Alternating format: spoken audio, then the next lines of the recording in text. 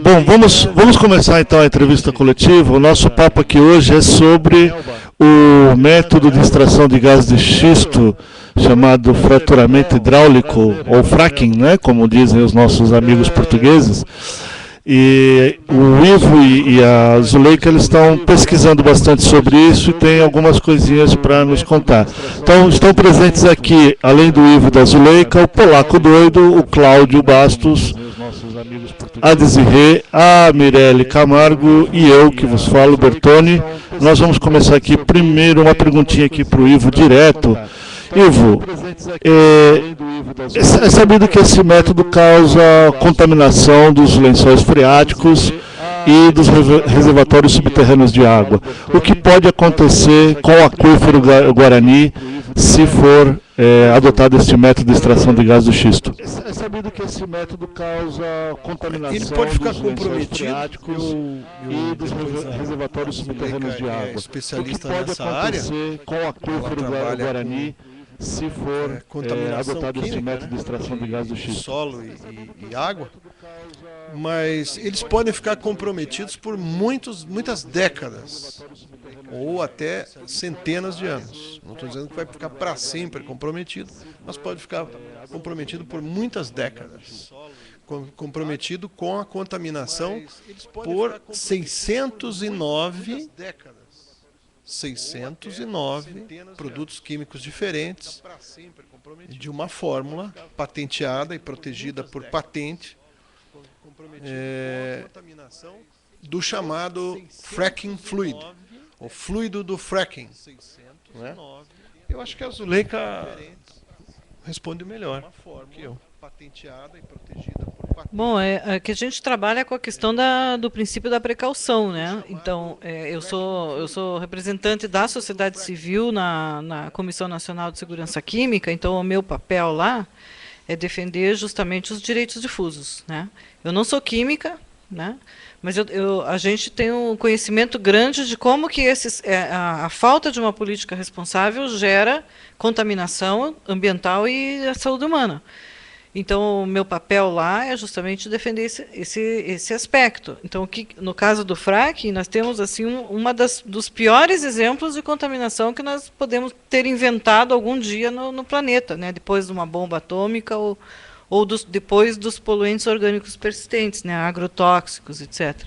Porque nesse caso é como ele falou, é a perda dos lençóis freáticos e a perda dos aquíferos, né? É o Brasil entregando a água em troca de uma exploração de gás que não precisa, né, num processo totalmente errado, né, que não é seguro e que nós podemos ter inventado por que não é seguro? Porque já está provado que não é seguro, não se trata nem de uma suposição. E quanto você falou se é recuperável, possível remediar, não se sabe, porque esse tipo de substância elas são persistentes, extremamente persistentes. Algumas têm uma meia-vida muito longa, né? Então, e você ainda tem o problema da radioatividade junto, né? Que é outra coisa que está acontecendo, né? Um estudo recente, acho que foi na Pensilvânia, mostra que junto quando voltam aqueles efluentes, que são aquela substância que é injetada com alta pressão, com bastante água lá embaixo, para fazer mais fraturas e liberar o gás, uma parte dela é só que volta. E essa parte que volta está voltando junto com o rádio, né? Que é aquele metal radioativo, né? Chama-se rádio. Que é outra coisa que está acontecendo, né? Um estudo recente. Pois não. Foi na Pensilvânia. Mostra que. Bom, é evidente que existem produtos químicos prejudiciais nessa fórmula química, inclusive radioativos, mas o volume de água do aquífero Guarani é bem grande, né? A possibilidade dessa poluição ficar restrita a uma pequena faixa, um pequeno volume, ou ela tem a possibilidade de se alastrar por todo o aquífero? Pois não. Eu acho que era interessante, sabe o quê? Para que todo mundo possa meio que fazer perguntas bem mais dominando o que é. Tem um videozinho de 5 minutos traduzido em português, pode ser? A gente vai comentando e andando, que aí explica o processo, porque não é? Só a gente fica explicando com a mão o que está. Pode ser? Então, nós aqui traduzimos, está aqui no site Fracking Não Brasil, viu? Eu vou fazer propaganda do site, porque eu acho que era interessante, dá para que todo mundo possa, deixa eu meio que fazer perguntas funcionar aqui, bem mais dominando o que é, porque esse vídeo está bom. Pode ser? A gente vai comentando e andando, que aí explica o processo, porque olha aí. Não é? Sim. A gente fica explicando com a mão. Pode ser? Então, nós aqui traduzimos. Tá aqui tão grande, né? O mar é tão grande que nunca vai contaminar. Mas o imediatamente embaixo, porque não pode se preocupar só com o aquífero do Guarani lá a 1.500 metros. Sim, mas a pergunta dele foi sobre o aquífero Guarani, não sobre os lençóis freáticos. Sim, claro. A gente tem que prestar atenção nisso aqui, porque isso aqui que vai tirar as pessoas do lugar. Porque é uma coisa muito bem bolada. Ele primeiro contamina uma região pequena.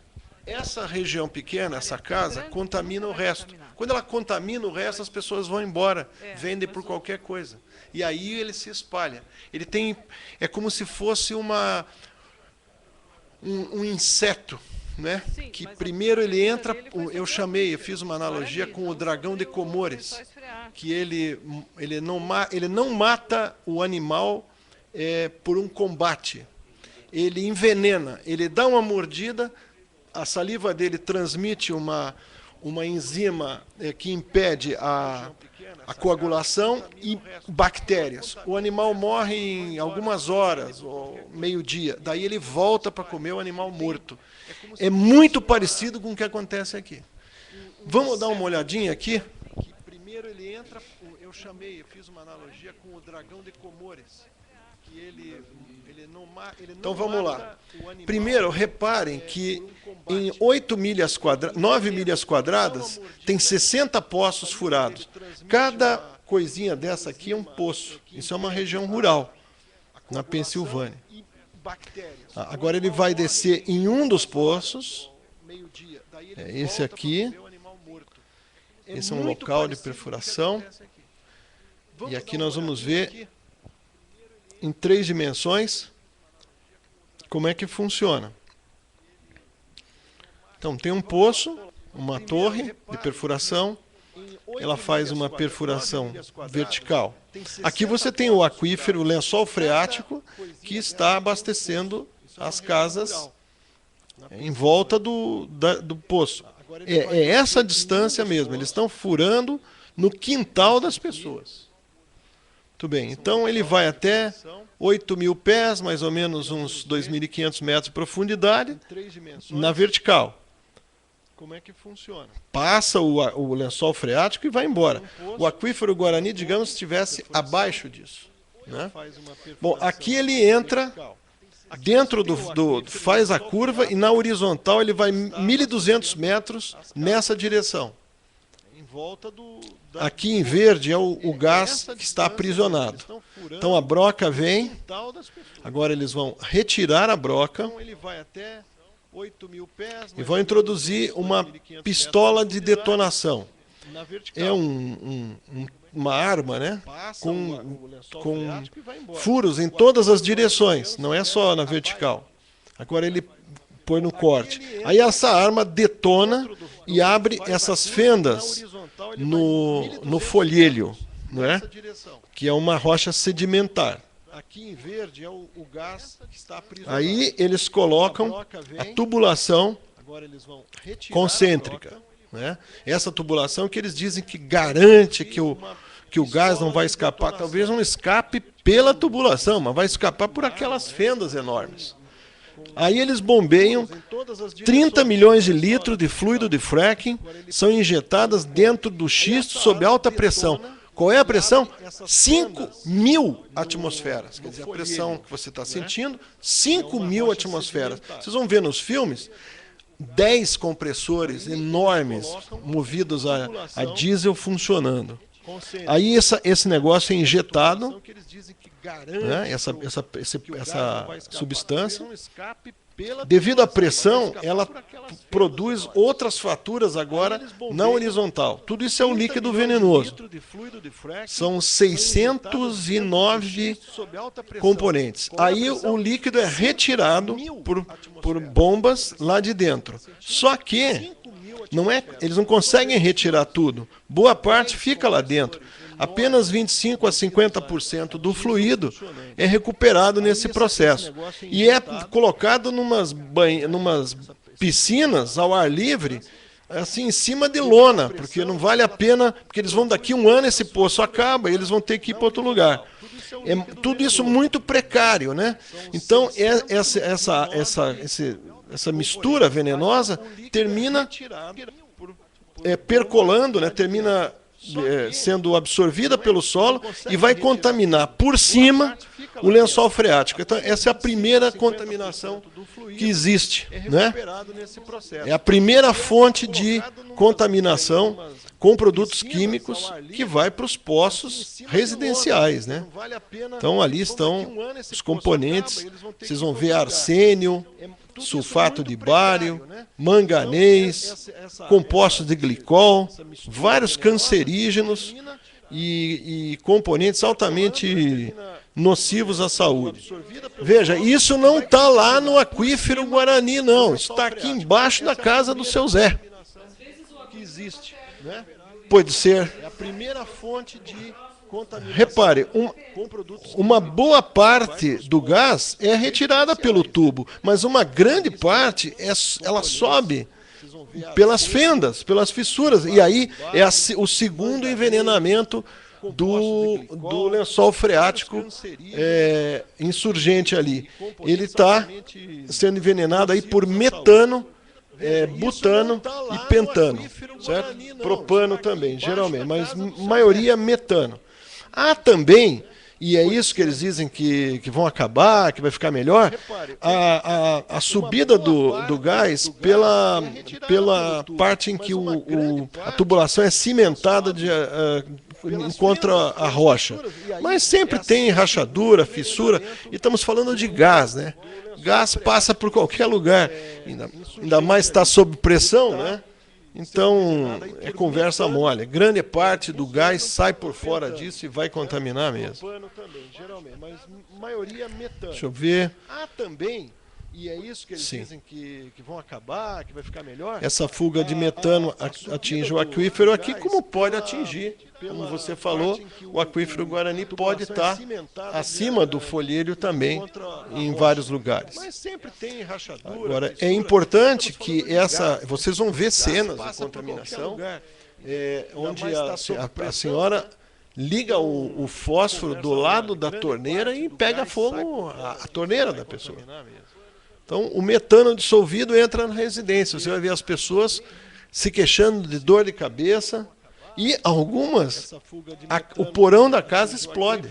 Porque fica tão cheio de metano aqui dentro que quando o sujeito entra e acende a luz, o interruptor da lâmpada faz um pequeno arco, uma pequena faísca e detona. Agora você imagina, para lavar a roupa, irrigação, lavar o carro, jardinagem, escovar o dente, preparo da comida, tomar banho. Fica simplesmente inviável morar nesses lugares, as pessoas abandonam e vão embora. Então eu fico pensando o efeito disso sobre a economia. Imagina se os frangos da região oeste do Paraná, os suínos, são contaminados. Por qualquer coisa, a União Europeia tem cancelado importações. Imagine a nossa soja, ou seja, bom, o metano é asfixiante, possui risco de explosão. Aí tem o resto da explicação. Ok, a partir daí, acho que fica mais fácil de fazer as perguntas. A economia. Imagina que se tratava a dúvida, né? Justamente pelo grande volume do aquífero Guarani, não teríamos, teoricamente, não seria um grande estrago. E parte-se para a segunda parte da pergunta, que quando você vai injetar aquele líquido sobre alta pressão, você vai fissurar a rocha, né? E, acredito eu, essas fissuras farão com tanto o gás que está preso, o hidrocarburante que está preso, quanto os elementos químicos da fórmula vão acabar saindo pelas fissuras e contaminando o solo. Essa contaminação do solo, aí que entra o meu grande medo, vai acabar prejudicando a produção agrícola, né? Eu não sei qual que é o efeito do metano na produção agrícola, mas não deve ser uma coisa muito boa, e sem contar aquela montoeira de produto químico, dos 609 produtos químicos ali, daquela sopa para se trincar a rocha. Se alguém tiver informações sobre isso, seria interessantíssimo.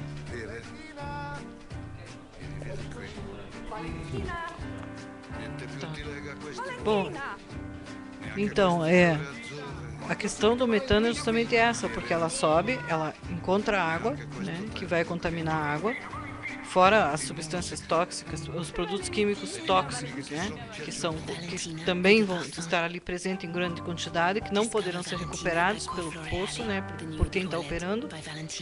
Daí isso sobe pelo solo, contamina o solo e vai matando tudo. Nós temos fotos assim de um pântano, né, nos Estados Unidos, eu traduzi lá um documento que mostra o seguinte: aquilo era um pântano verdejante, assim, né, era uma área hidromórfica, que a gente chama, né, um lugar bonito, conservado. E depois que começaram a usar o fracking na região, né, a praticar o fracking, começou a borbulhar a água começou a borbulhar na superfície, começaram a haver terremotos, que é o outro efeito do fracking, são os tremores de terra que começam a acontecer por causa dessas fraturas, que começa a haver um processo de acomodação, a gente não sabe direito como ainda, mas já se sabe que estão relacionados com o fracking, né, os terremotos. Já está provado, porque há regiões em que não poderia haver terremoto e começam a haver depois que começa a ter o fracking. E essa questão da contaminação atmosférica também. Você tem, né, ele falou dor de cabeça, então é contaminação atmosférica. Então você tem a contaminação atmosférica, de solo e da água. E eu acho que eles são mais afetados, pelo que a gente viu, pela água, né? Porque morre mais rápido pela água do que pelo ar, né? A poluição do metano, ele mata, porque daí não é só o metano na água, né? Você tem mais o coquetel todo na água. Então é isso que provavelmente está matando os animais, mata os animais. E faz com que as pessoas vão embora e as propriedades percam seu valor, né? Agora, só para terminar uma coisa, eu fiz uma entrevista com um geólogo da Mineropar, agora no sábado passado, e perguntei a ele como é que era no caso do Paraná, porque eles estão oferecendo áreas no Brasil inteiro, inclusive no Acre, na Bahia, Mato Grosso, onde tem o Pantanal, né? Quer dizer, os lugares mais preciosos, né? Todos são preciosos, mas digo que tem uma grande preciosidade relacionada à água, né? São justamente as áreas que estão sendo oferecidas. E aí, no caso do Paraná, eu perguntei a ele como é que era o sistema do aquífero Guarani, porque nós temos o aquífero Serra Geral, né? Que é junto, que o Dr. Scheib nos ensinou. Então, ele disse o seguinte: o Serra Geral, são compartimentos de água que não se comunicam, ou pelo menos eles acham que não. Então, se você contamina um, em tese, você não estaria contaminando o outro. Então não haveria uma contaminação em cadeia, mas no aquífero haveria. O aquífero ele é inteiro interconectado, então se você começa a criar, nós já temos pontos de contaminação por agrotóxico, por uma série de coisas das atividades econômicas que nós temos na região de São Paulo, Paraná, Santa Catarina, Rio Grande do Sul, né? Paraguai, Uruguai e Argentina, que são os países que também estão embaixo do aquífero, né? Pontos de contaminação existem. Agora, aqui seria um processo de aceleração em massa, assim, industrial, de contaminação. Nós estamos aqui para fazer uma entrevista. Eu fico sugerindo olhar Mas é que uma imagem vale mais que 1000 palavras. E é uma reportagem muito interessante, depois eu prometo que não ponho mais. Mas é muito interessante, feita pela Record há uns 2 meses atrás. Acho bastante conveniente a gente ver. Vamos aumentar o volume? Como é que era no caso do Paraná, porque eles estão oferecendo áreas no Brasil inteiro. No Acre, na Bahia, no Grosso, no Pantanal, né? Os lugares mais preciosos, né? Todos são preciosos, mas digo, tem uma grande preciosidade relacionada à água. Bastou aproximar o isqueiro da água. Já pensou se fosse na sua casa? Pois é o que moradores famosos do estado de Nova York querem evitar. A artista e viúva de John Lennon, Yoko Ono, não foge de uma boa briga. Em 69, passou o dia na cama com John em nome da paz. Agora, compôs uma música com o filho do casal, Sean Lennon. E foi de ônibus à Pensilvânia com a atriz Susan Sarandon ver o que já está acontecendo por lá. Tammy Manning se lembra emocionada da visita ilustre. Foi maravilhoso ver gente dessa magnitude se envolvendo. Precisamos de vozes assim, porque a minha voz não vai fazer diferença. Tammy tem um tanque de água gigantesco no quintal de casa. Presente da empresa de perfuração de petróleo e gás que se instalou na vizinhança quando o Tammy fez estas imagens. O poço da casa que abastecia toda a família. Isso que vocês perguntaram. Dá uma olhada na vizinhança. Como é que ficou a vizinhança deles? Eu fico sugerindo olhar, mas é que uma imagem vale mais que 1000 palavras. E é uma reportagem muito interessante, depois eu prometo que não ponho mais. Mas é muito interessante, feita pela Record há uns 2 meses atrás. Excesso de gás metano. Foi preciso instalar uma saída de ar no poço para ele não explodir. Tammy mora em Dimmock, na Pensilvânia, zona rural, onde toda a água das casas vem dos poços. Mas agora são as jarras de água compradas no mercado que se acumulam nos quintais. Aqui, tudo mudou quando o Estado permitiu a exploração de petróleo e gás com uma nova técnica chamada fracking, ou fraturamento hidráulico.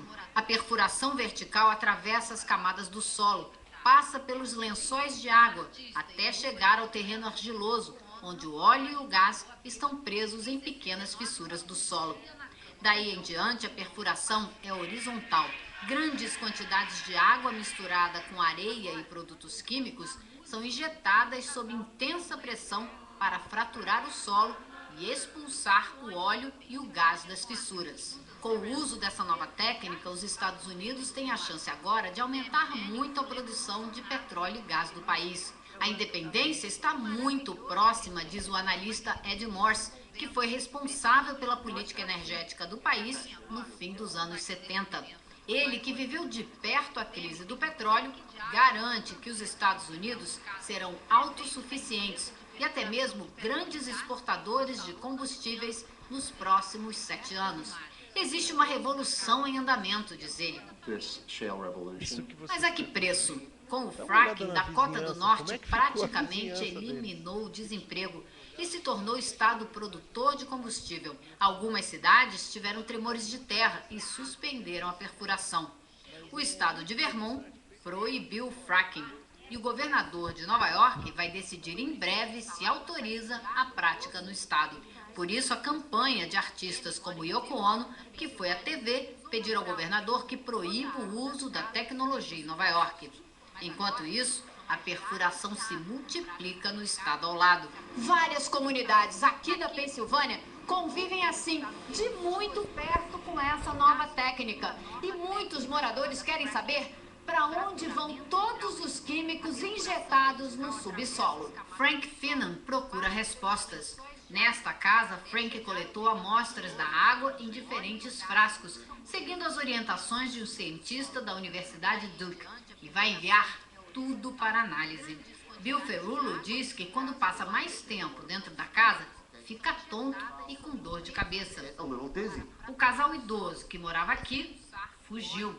No porão, Bill mostra por que os donos fugiram. Ele me pediu para nem encostar nesse frasco aqui, porque ninguém sabe o que tem nessa água. Mas ela saiu da mangueira toda leitosa. E agora, aos poucos, vai ficando transparente e cheia de bolhas. Chuck Winscott parou de beber a água do poço da casa dele e já vê ao longe a nova obra da vizinhança.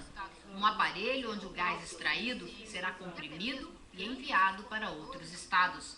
Ele diz que construiu essa casa para viver o resto da vida com a mulher depois de se aposentar. Agora, não sabe mais o que fazer, mas a cidade tem aquele ar de progresso. Os caminhões vão e vêm, as obras não param e muitos moradores ganham uma pequena porcentagem dos royalties da venda do petróleo e do gás extraídos. Alguns arrendaram as terras e se mudaram. Outros, como Temi, não têm para onde ir. Ela ainda está pagando as prestações do imóvel e ninguém vai comprar uma casa com um poço cheio de metano e a água poluída.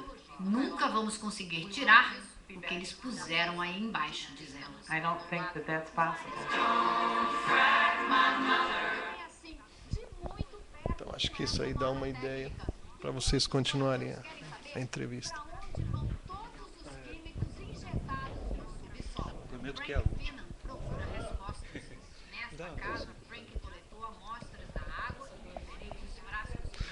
Bom, é evidente que vivemos numa sociedade capitalista e para o capitalismo sobreviver precisa de energia, né? Eu não sei se não existem fontes alternativas para esse gás do xisto, mas vamos supor que elas não existam e essa seria a nossa última fonte de obter esses recursos. Do pouco que eu entendi, a quantidade de hidrocarboneto armazenado nessas fissuras é muito pequena, né? O período de exploração é muito curto, né? Eu queria saber se vocês têm algum estudo de qual é o lucro obtido dessa exploração e se esse lucro obtido compensa, né, os prejuízos pelos próximos 100 e poucos anos, que é o tempo que vai durar os efeitos da exploração, né, e que pode causar riscos de perdermos a produção agrícola e a produção pecuária no estado, né, nessa região que é uma grande produtora do estado. Zuleika, esse gráfico aqui nós tiramos de uma apresentação da Agência Nacional do Petróleo para os interessados numa audiência no Senado Federal promovida no dia 26 de agosto. Então, é oficial da ANP. Então, ele mostra o tempo de exploração nas coordenadas horizontais, aqui em dias. Não sei se a câmera... Opa! Estamos deixando de ver aqui. Isso são dias. Bom, 100 dias, 200 dias, 300 dias, 400 dias, 500 dias. Um ano e meio depois, a vazão do poço caiu a menos de 20% do seu percentual inicial. Se não existem. Vocês já imaginaram algo? Para esse gás do xisto, se mobilizar uma estrutura como que vocês viram, a quantidade de caminhões, a quantidade de equipamento e essa quantidade de... A quantidade astronômica, porque é 1%, nessas fissuras, né? Eles dizem que não chega a 1%, as empresas exploradoras dizem que não chega a 1% da água. Vocês têm algum estudo? Então são 30, 40 milhões de litros por poço, daria aí uns 300 mil litros por... Os prejuízos pelos próximos... De produto químico, isso. O tempo que vai durar por vida útil de poço. Da exploração, por vida útil. Tá? Pode causar risco de perdermos a produção. Dentro de um ano e meio, a produção pecuária. Ele tem que se mudar para 2 quilômetros adiante, esse poço. Tem que se mudar para 2 quilômetros adiante. Ele tem que comprar aquela região. Não, ele já vai chegar numa região contaminada. Aquela região já está contaminada. Sim. Então, o produtor rural que pensa que vai ganhar dinheiro, que vai acender charuto com nota de $100, porque ele vai vender o primeiro poço muito caro. A área do primeiro poço eles pagam muito, que é para o cara pensar que vai ficar milionário. Depois, aquele poço pioneiro contamina toda a região. Quando ele vai comprar O outro pedaço, 2.000 metros adiante, ele já vai pagar 10%, porque o produtor não terá mais como vender aquela terra para ninguém. O produtor rural não vai ter como vender aquela terra para ninguém. Isso tanto é verdade que as empresas maiores de petróleo que entraram nisso, como ExxonMobil e a British Petroleum, a Shell, fizeram os seus estudos, analisaram e saíram fora. Não estão mais trabalhando com essa modalidade. Porque vão ter prejuízo, né? Nos Estados Unidos não tem prejuízo ainda, você vê, eles dizem que esse custo é muito barato, né, Zuleika? Esse gás é muito barato porque eles não pagam nenhuma indenização. Eu depois vou contar por quê. Assumam como verdade. Já imaginou se você faz um negócio desse aqui no Brasil? O que vai acontecer no dia seguinte? Quando o primeiro sujeito ali se disser, estou passando mal e for fazer um exame, a empresa está perdida. Mas nos Estados Unidos eles fizeram um macete e ninguém paga indenização nenhuma. Estragou a casa do sujeito, acabou. Estragou a lavoura, problema dele. Várias ações na justiça voltam. Assumam como verdade. Aqui no Brasil isso não vai ser assim. Então, o nosso aviso às empresas que estão interessadas, que aqui na nossa área do Paraná já são 20 empresas. Muito cuidado onde estão se metendo. Inclusive empresas públicas como a Copel, muito cuidado. Porque, primeiro, vão pagar uma soma importante pelo leilão, pelo direito de explorar. E depois, vão ter licenciamento ambiental? Nós somos poucos, né? Mas os poucos fazem muito. E amar a pátria é um dever, como dizia minha mãe. Isso está lá na minha cabecinha. Então não vai ser fácil assim aqui no Brasil. Agora, nos Estados Unidos foi fácil. Por quê? Porque em 2005... o George Walker Bush conseguiu passar no Congresso, sob palmas e aplausos dos democratas, dos antidemocratas, dos republicanos, todo mundo. Ele passou o Exceptions Act, o Ato das Exceções, que dizia o seguinte: se você vai perfurar pelo método fracking, você não precisa respeitar nenhuma lei ambiental. Você já imaginou? Você não precisar respeitar nenhuma lei ambiental. Aqui nesse país, para você produzir energia, vocês sabem que é uma dificuldade enorme. E você tem várias leis ambientais para respeitar. Imagina que aqui você pudesse não respeitar. É isso que acontece lá. Então, sai muito barato. Sai muito barato porque ele não inclui o custo dos 40 milhões de litros de água por poço. Não, eu peguei num rio. Não tem, vai fazer aqui para você ver se pode. Né? É porque eu contaminei e não tenho nada a ver com isso, ninguém vai me cobrar nada. Isso não é bem assim. Tem muito dinheiro aqui que não está sendo contabilizado. Sim, tem um artigo disponível nesse site, que é do Instituto de Estudos Estratégicos de Brighton, Inglaterra. Nós tivemos o cuidado de pegar esse artigo. Ele não fala nada do ponto de vista ambiental. Ele mostra os riscos econômicos, puramente econômicos. Nós tivemos a pachorra de pegar todas as referências. Ele tem 12 referências, no qual ele se baseia. Inclusive, depoimentos do presidente da ExxonMobil, onde o cara diz, simplesmente estão nos tirando as calças. Ele usa essa expressão. Nós tivemos a pachorra naquele artigo de fazer os links, encontramos aonde estão esses documentos e fizemos links para quem quiser ver. Então as empresas, eu faço um apelo às empresas, aos acionistas da Copel, acionistas da Tradener, acionistas da RWE, que são empresas que já quiseram comprar a Copel, né, no passado, que esses acionistas, inclusive lá na Alemanha, eu não me esqueci, eu aprendi alemão faz 20 anos, então esqueci. Mas se eu pudesse, eu falava em alemão, pedindo a eles muito cuidado ao vir envenenar o oeste do Paraná, onde está a maior produção de suínos e avicultura do Brasil. muito cuidado. Não vai ser tão fácil assim. Avisem os seus acionistas. Especialmente a Copel. Muito cuidado com a Copel. A Copel não pode cair numa esparrela dessa. Ela não é uma empresa de fora, ela é paranaense. Ela arrecada dinheiro lá no oeste do Paraná, os agricultores ajudam a Copel a sobreviver e ela não deve entrar nesse tipo de esparrela.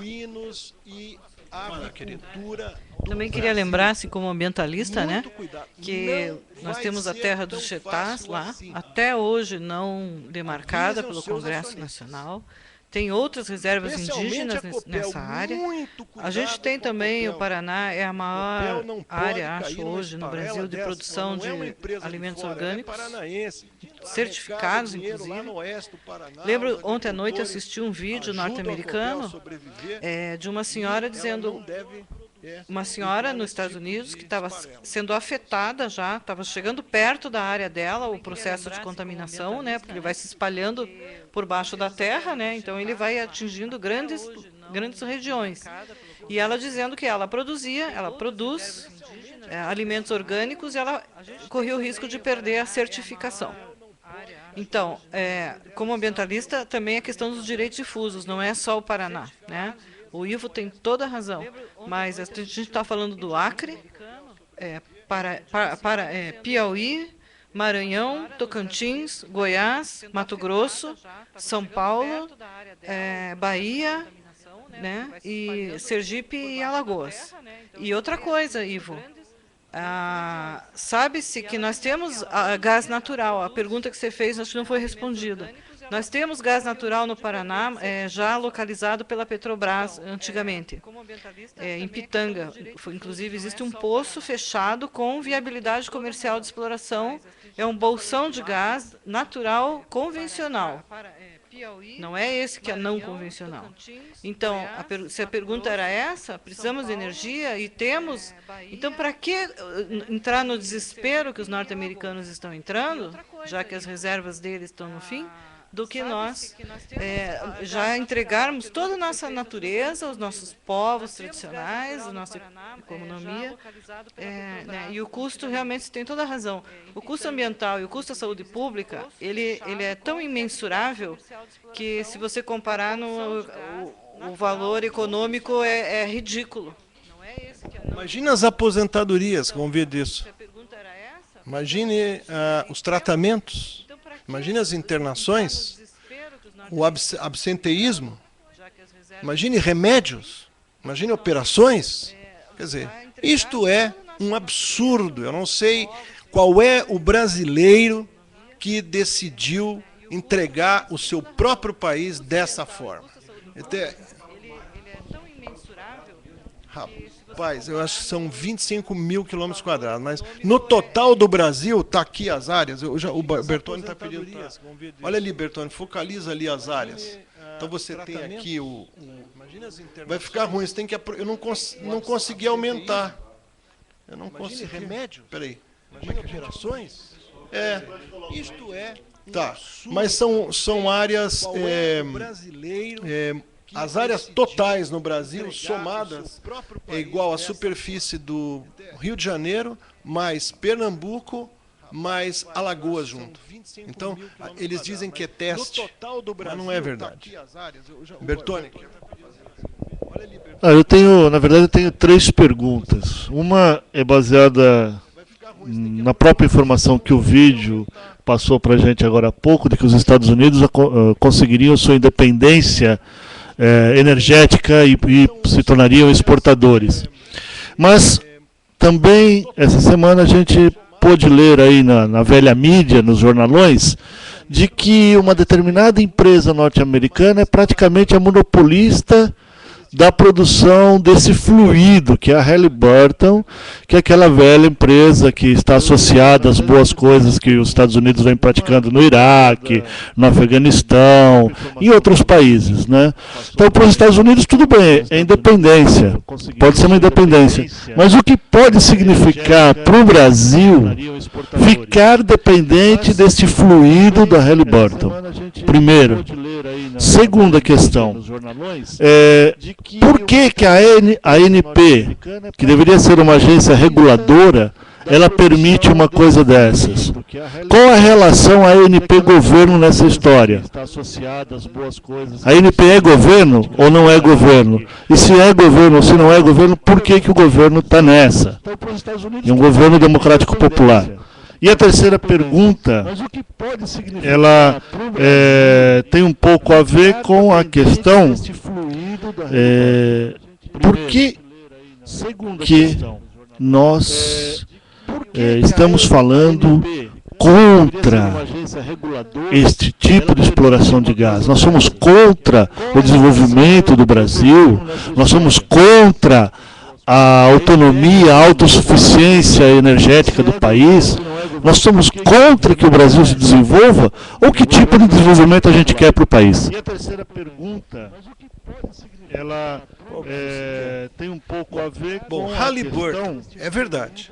Halliburton é uma empresa de propriedade do ex-presidente dos Estados Unidos no período Bush, chamado Richard Cheney. Dick Cheney. E ele foi o vice-presidente, o grande construtor do Exceptions Act, do plano de energia. Ele foi o grande articulador dessa lei para que os exploradores de fracking, usando o fracking, não precisassem obedecer às leis ambientais. Isso é verdade, está documentado, né? É só entrar na internet, colocar Halliburton. Eles têm até eles não sei se chamam esse ato de Lei Halliburton, ou uma coisa, saída Halliburton. Tudo bem. Acontece, Bertone, que a Halliburton nomeou um presidente da ANP. Um diretor-geral da ANP já foi um diretor-geral da Halliburton no Brasil. Chamava-se senhor Narciso, Antônio Narciso, se não me engano. Hoje ele é presidente da Halliburton em Angola, mas já foi diretor-presidente ou um dos diretores da Agência Nacional do Petróleo. Talvez aí... Bom, nesse período também a Halliburton conseguiu um contrato da Petrobras. E é um contrato muito estranho também. Todo o movimento sindical petroleiro estranha esse contrato, porque é um contrato para armazenamento de dados sobre o potencial petrolífero e de gás no Brasil.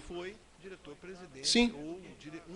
Porque ela tem uma enorme, segundo quem contratou, essa empresa teria uma enorme capacidade de armazenar esses dados e teria um software especial que só ela tem para armazenar esses dados. Se você for falar com os geólogos da Petrobras, eles rolam no chão de rir e de raiva, né? Metade ri e a metade fica com raiva de todas as pesquisas que a Petrobras fez durante todos esses anos, estão armazenadas nos Estados Unidos, nos computadores dessa Halliburton. É uma empresa muito poderosa. Eu tenho medo da Halliburton, né? Vamos falar, eu tenho muito medo, porque eles são os acionistas majoritários da Blackwater. Vocês sabem quem é a Blackwater? A Blackwater é uma empresa de segurança, vamos falar assim, né? Segurança, né? Hã? Sim, eles prestam serviço no Iraque e no Irã, certamente no Irã também, mas no Iraque, no Afeganistão, eu não queria usar a palavra mercenário, eu não queria usar, segurança, certo? Então, e também eles, até hoje, são uma empresa com uma capacidade enorme. Por exemplo, ela que entrega as marmitas para os soldados americanos. soldados americanos no Iraque, no Afeganistão, não comem comida do exército americano, do rancho. Não, foi terceirizado. Foi terceirizado para a empresa do vice-presidente. O uniforme engomado, é a Halliburton que entrega o uniforme todo dia, limpinho, engomado. Quer dizer, é um grande negócio, é uma grande empresa, com muitas ramificações em todo o Brasil, em todo o mundo. É uma empresa que dá medo. Eu até já disse, se me acontecer alguma coisa, ou a qualquer dos meus filhos, parentes, irmãos, podem procurar essa empresa, em primeiro lugar, porque é ela que nós estamos aqui dizendo que é a única que tem lucro aqui. A ExxonMobil já disse que não tem lucro, a Shell já disse que não tem lucro, a British Petroleum já disse que não tem lucro, a Petrobras está sendo induzida a achar que vai ter lucro com isso, a Copel está achando, mas quem está ganhando dinheiro é só quem vende um veneno que você aplica no solo e só retira 25% para o próximo poço. Então, respondendo a essa questão dessa empresa, é melhor que todo mundo saiba, porque já fica dito, né? Aconteceu alguma coisa, procurem essa empresa. Procurem, vai ter alguma coisa. Se for assim, assaltaram, levaram meu carro, apareci queimado dentro do carro, pode procurar esse pessoal. Vão ter a ver com isso. Eu não tenho medo. Isso a gente pode acontecer com a gente falando, calado. Eles fazem com a gente o que quiser. Então, já fica dito. Com relação à Agência Nacional do Petróleo, a relação das agências com o governo.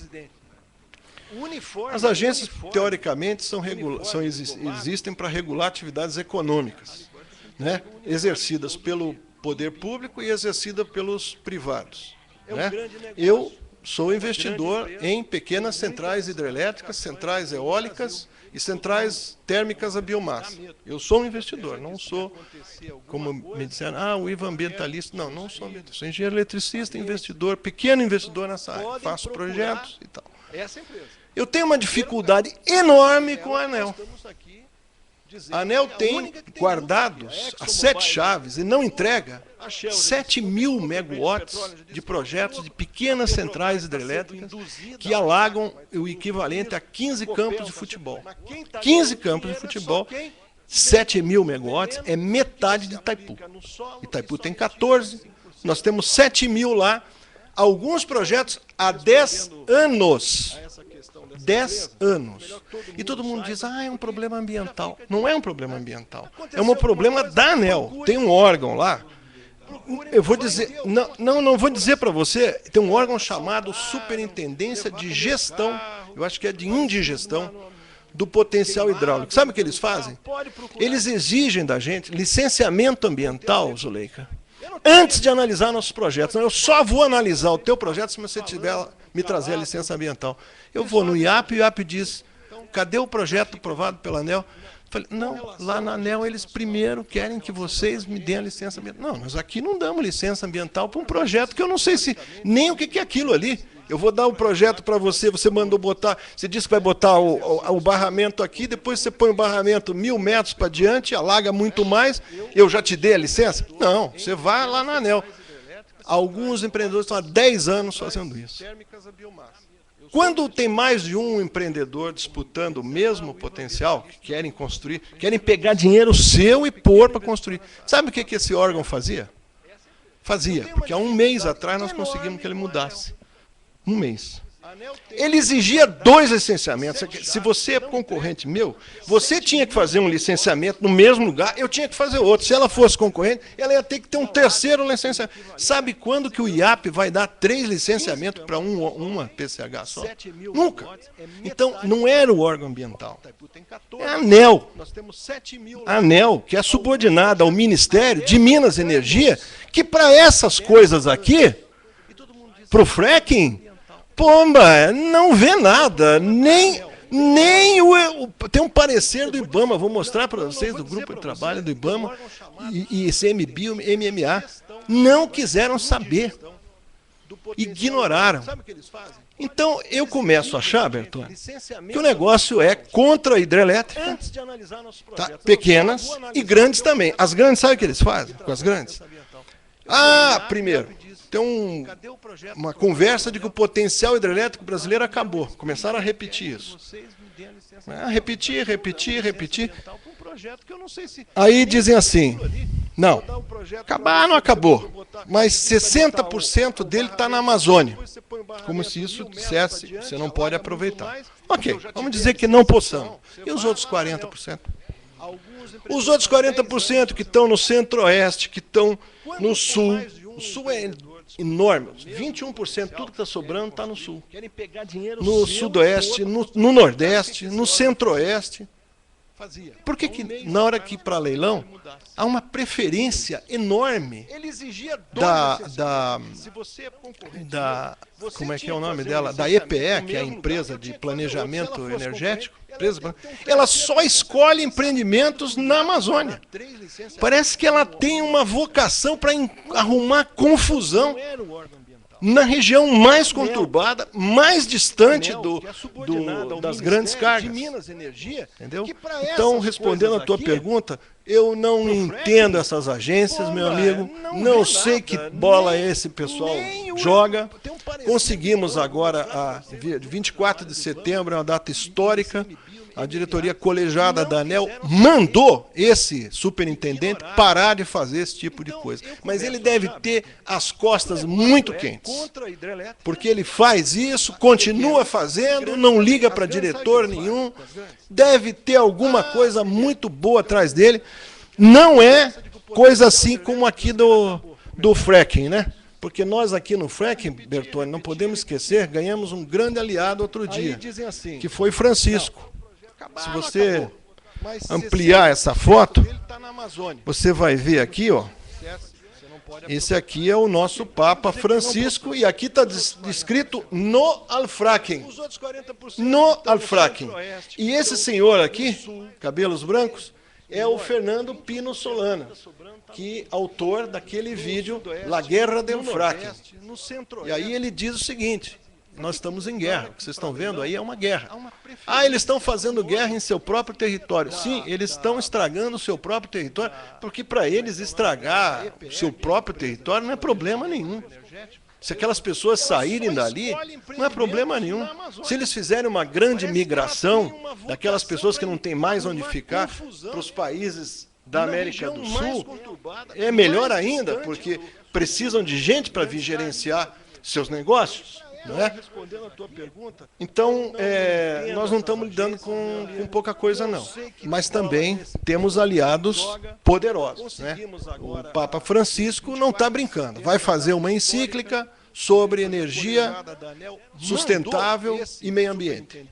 Em breve. Ele falou para o Pino Solano. Eu já falei demais, já arrumei briga com todo mundo. Zuleika, não, mas... Então, é sobre a ANP, né? Nós fizemos uma análise e chegamos à conclusão de que a ANP não poderia realmente estabelecer essa rodada de licitação oferecendo bacias, bacia do Paraná, bacia do Acre, bacia do Parnaíba, do São Francisco, bacia do Parecis, porque é um assunto que envolve também a Política Nacional de Recursos Hídricos, é uma questão de segurança química, de saúde, políticas econômicas, e tem outra coisa. E tem outro assunto também, que é o seguinte: os bens naturais, eles têm que ser compartilhados, os benefícios, né? Então, assim, nós temos vamos supor, um lençol d'água aqui, né? A gente quer usar para beber, para tomar banho e cozinhar. A gente precisa usar para alguma atividade industrial, para a gente ter uma economia industrial, semi-industrial. Então, assim, estou dando como exemplo, os bens naturais, eles são compartilhados. Eu não posso pegar essa água só para mim, contaminar ela inteirinha e você não poder mais tomar água, entendeu? Isso é totalmente... isso vai contra qualquer conceito de desenvolvimento, até mesmo o conceito de desenvolvimento esse que o governo federal adota, né? Que não é um desenvolvimento sustentável. Mas mesmo esse conceito que está sendo colocado em prática, né, o conceito vamos consumir mais e gastar mais energia, e por isso precisamos de mais energia para consumir mais. Aí vamos produzir bastante lixo, daí vamos queimar o lixo, contaminar a atmosfera e tal. Esse é o conceito do desenvolvimentismo que está aí, né? Mesmo este sistema econômico que está aí precisa da água. Você não vai ter ninguém ganhando dinheiro que não possa tomar água. Então é um absurdo que você destrua o bem que você tem, que é a base de todo o desenvolvimento, seja ele desenvolvimentista ou sustentável, por incrível que pareça, né? Então ninguém deu esses superpoderes à ANP. A ANP tem competências restritas lá. Nós entendemos que ela extrapolou, né, Ivo? Então, assim, nós temos Bom, nós e os advogados, né? Porque a ANP é um órgão, isso é muito importante ser dito, está na nossa página do Fracking Não Brasil, a nossa inicial, né? Impetramos uma ação civil pública com mandado de segurança para suspender esse leilão, mostrando o seguinte: a ANP é um órgão de assessoramento do presidente da República. Ela não delibera coisa alguma, ela não tem poder como tem o CONAMA de deliberar. E aqui ela deliberou, autorizou a ANP a fazer essa rodada. Ela não tem nada que autorizar coisa nenhuma, ela tem que assessorar o presidente da República e bem, não pode levar lá... desculpe, minha querida. O Conselho Nacional de Política Energética é quem autorizou a ANP. Sem poder, era um conselho meramente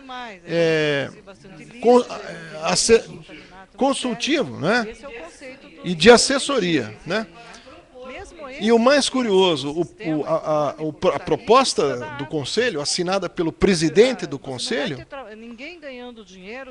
que assessora a presidente Dilma e que levou para a presidente Dilma colher um aprovo dele, um aprovo dela, ele não fez reunião nenhuma do Conselho.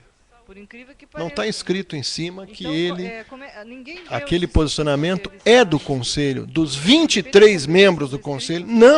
Não tem uma ata. Foi ele quem fez da cabeça dele. E as atribuições dele, ministro, no Conselho Nacional de Política Energética, estão bem claras. Convocar e presidir as reuniões, dar o voto de Minerva e encaminhar a presidente as deliberações do Conselho. Quer dizer, ele não pode acordar de manhã cedo e dizer assim: hoje eu vou propor isso ao presidente. Não pode. Está lá. Está com a juíza. Vamos ver o que a doutora juíza vai achar dessa atitude do ministro, do ponto de vista legal, constitucional, e vamos ver o que ela vai achar das manifestações em todo o mundo contra esse maldito processo, né? A França simplesmente decretou uma moratória por 5 anos e o fez no dia 14 de julho, é o Dia Nacional da França, o dia da queda da Bastilha, tomada da Bastilha. O presidente simbolicamente disse: enquanto eu for presidente da França, ninguém vai furar essa porcaria aqui. Né?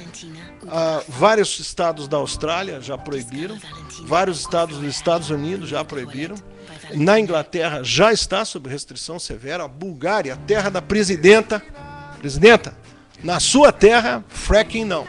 Eu não sei falar fracking não em russo, búlgaro, mas o Bertone sabe. Como é que fala fracking não em búlgaro? Fracking net. Não é isso? Os nossos colegas lá da Bulgária,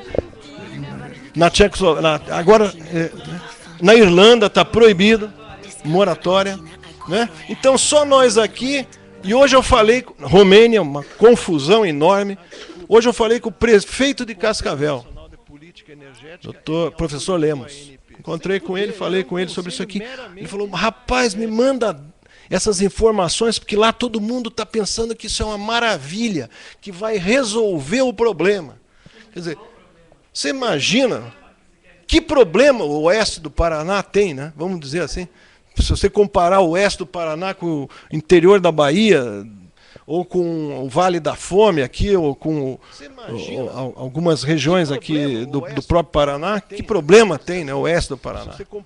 Problema de se manter com uma agricultura e uma agropecuária com um grau de sanidade que pode ser aceito no Japão, na Arábia Saudita, na União Europeia. Isso é que eles têm que cuidar. Não tem nada a querer ficar rico de uma hora para outra com um petróleo que dura um ano.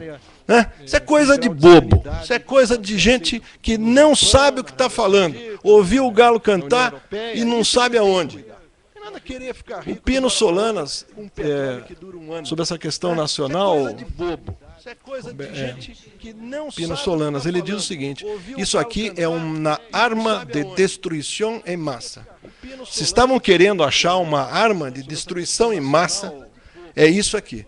Só que em vez de você jogar a bomba de veneno, gás sarin, gases venenosos, não, você dá para os trouxas enfiarem vende para os trouxas enfiar na sua própria terra e na sua própria água. Por quê? Porque eles sabem que, atraídos pela febre do ouro, pela ganância que está dentro de cada pessoa, que sonha, vou achar, vou ganhar na loteria, vou achar petróleo no meu quintal, já está a torre lá, a torre já está perfurando no meu quintal, vai lá no barzinho, comenta, ih, vocês, ó, adeus, vou para Miami, vou comprar um apartamento na mesma Beverly Hills, lá que o doutor Joaquim Barbosa comprou. Você vizinho do Joaquim Barbosa. Meu amigo, vais perder tua terra, vais ficar com ela envenenada e não vais ter mais o que fazer. Tá bom assim? Vai atrás de milagre, vai atrás de coisa fácil, que você vai ver onde é que você vai parar. Eu só queria lembrar que eu pesquisei, posso estar enganada, tá? Acho que podemos pesquisar todos nós. Mas me parece que Londrina é uma das cidades abastecidas pelo aquífero Guarani. Então eu fico imaginando o colapso de grandes cidades junto com o colapso, porque não teria mais para onde correr, né? Porque mesmo que você vá, imagine uma cena de guerra, mesmo que você saia da área que você cedeu, ou que o vizinho cedeu e já contaminou a sua, e você já não tem mais para onde ir, corra para uma cidade onde você possa ficar lá, pelo menos numa favela, numa periferia para sobreviver, lá vai ficar vazio, porque não vai mais ter água. Então, é um cenário de filme de ficção científica, né? Que nós podíamos imaginar assim. Logicamente, é lento o processo, né?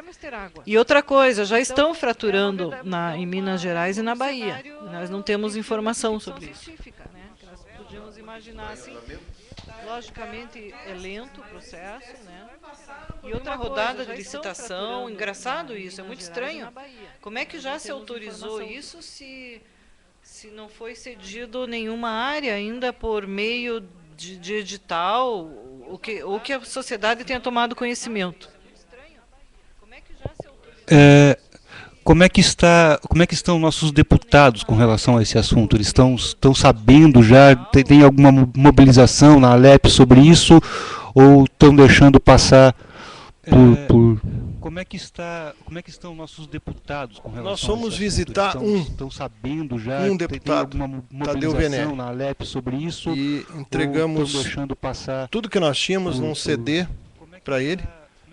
E é só. Não conseguimos ainda.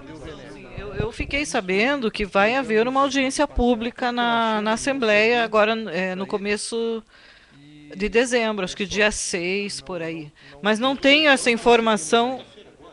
Sim, o leilão é depois de amanhã. Mas a Assembleia não conseguiu se movimentar a tempo e a audiência vai sair em dezembro, se isso estiver confirmado. Eu não tenho certeza, não é oficial para mim. A verdade é que o governo estadual não sabe de nada, porque eu sou amigo de vários secretários estaduais do governo Richa. Os secretários não sabem o que está acontecendo. Os que eu falei não sabem nada. E deveriam saber. Não foram informados. Ninguém disse nada. Agora, eu sei que o governador conseguiu algo que nenhum outro governador conseguiu antes, já no governo dele. Ele conseguiu que a Petrobras, sobre toda assinou já um acordo, não sei se é não sei qual é o nome do instrumento contratual, mas o Paraná agora passa a ter direito a 10% de toda a arrecadação sobre os hidrocarbonetos explorados no Paraná, inclusive da usina de São Mateus, que nunca teve. Então, talvez a Petrobras, empurrada aí pela ANP, tenha usado como moeda de troca, né? Aí tentando iludir o governador, né? Porque eu tenho que acreditar que os políticos da minha terra estão bem intencionados, que eles têm fé pública, eu tenho que acreditar neles, né? Então, eles não sabem o que está acontecendo. A ANP veio aqui, a dona Magda, mostrou para ele ali, eu tenho uma foto dela com o governador, dona Magda Chambriard, mostrou para ele e tal, mas duvido que ela tenha mostrado esse filminho que a gente mostrou aqui. Eu duvido que ela tenha mostrado isso. Eu duvido que ela tenha mostrado a apresentação da ANP, onde o governador, que é engenheiro, iria ver aquele gráfico de o poço produzindo durante um ano, ele ia dizer assim, vem cá, dona Magda, mas o que é isso que a senhora está fazendo aqui? Tem uma outra Magda da televisão, mas não tem nada a ver com essa. Essa aqui é bem, muito esperta, muito inteligente, muito capaz. Eu acho que já essa parte foi. Mais alguma essa aqui é bem, muito esperta, muito inteligente, muito capaz. Eu acho que Bom, então eu quero saber quais são os meios que nós já temos disponíveis para levar até a sociedade civil, porque eu mesma fiquei sabendo há poucos dias desse processo, de tudo isso, e que com certeza deveria estar gerando mais indignação, principalmente, eu sou jovem, né? Então acho que a juventude pode se mobilizar muito. Eu queria saber o que é que a gente tem em mão já para divulgar, para protestar e para conscientizar as pessoas de que fracking no Brasil não, no Paraná não, que não é uma coisa boa e que não vai levar lucro a essas populações, as comunidades, e que só é prejudicial. E também a segunda pergunta, sobre a parte toda negativa, né, mas quais são os malefícios, né? Quais são o que pode acontecer? Qual é o risco da saúde, que a saúde da população está correndo com esses gases, com tudo isso estando exposto? Malefícios, né? Quais são o que pode acontecer? Dá para fazer? Qual é o risco da saúde, que a saúde da população muito, está correndo? Dá para fazer com tudo. Esses gases, com tudo isso estando exposto. Agora, a primeira coisa é informação, fazer a informação chegar. Então, o governo federal não faz a informação chegar, a ANP não faz chegar, o governo estadual não faz chegar, então nós temos que fazer chegar. Existe esse site da Toxisfera aí nosso, né? Chamado Fracking Não Brasil. Eu quero...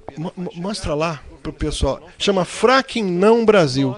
Aqui ele tem, vamos deixar por algum tempo, essa matéria. Copel desconsidera riscos ambientais e quer gerar energia com fracking. Por que essa matéria é importante? Porque, na verdade, ela é um compêndio. Se vocês forem lendo a matéria e acessando todos os links, vocês vão encontrar uma quantidade enorme de documentos. Como é teu nome? Mirelle. Há uma quantidade enorme de documentos nos links que comprovam o que nós falamos. Nenhuma afirmação aqui foi feita sem comprovação. Esse site aqui, ele então condensa também uma quantidade enorme de documentos. Como é teu nome? Uma coleção de vídeos muito interessantes também. Há ali muitos vídeos e muitos artigos técnicos, inclusive artigos a favor do fracking vocês vão encontrar ali. Nós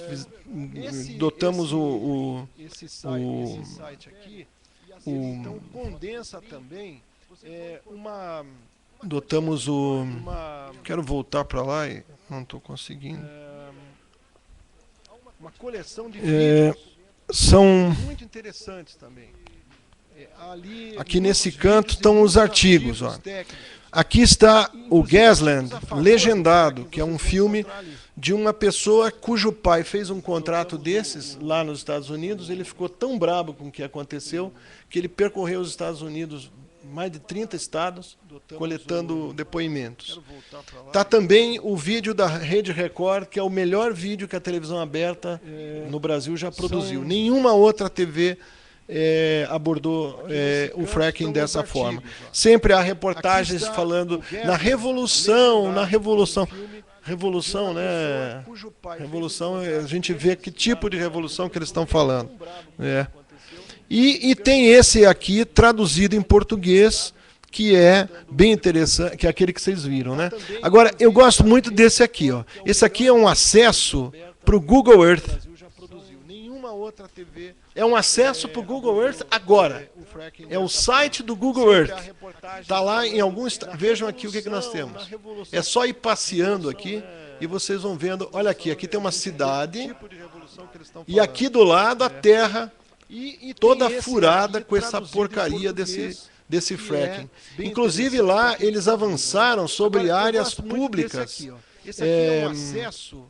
Áreas devolutas. Os Estados Unidos tem muita área devoluta ainda. Eles foram para em unidades, não quiseram nem saber. Foi algo assim, né? Vocês querem gasolina barata ou vocês querem meio ambiente? É tipo o programa do Silvio Santos, né? Vocês querem bacalhau, vocês querem dinheiro, então se façam de palhaços, né? Se comportem como animais que nós jogamos dinheiro, moedinhas para vocês. Então lá foi a mesma coisa. Só que lá eles tiveram os atentados, né, das Torres Gêmeas, que eles puderam usar esses atentados para convencer a população a aceitar esse tipo de coisa. Vocês querem ficar na mão dos árabes ou querem ter petróleo em casa?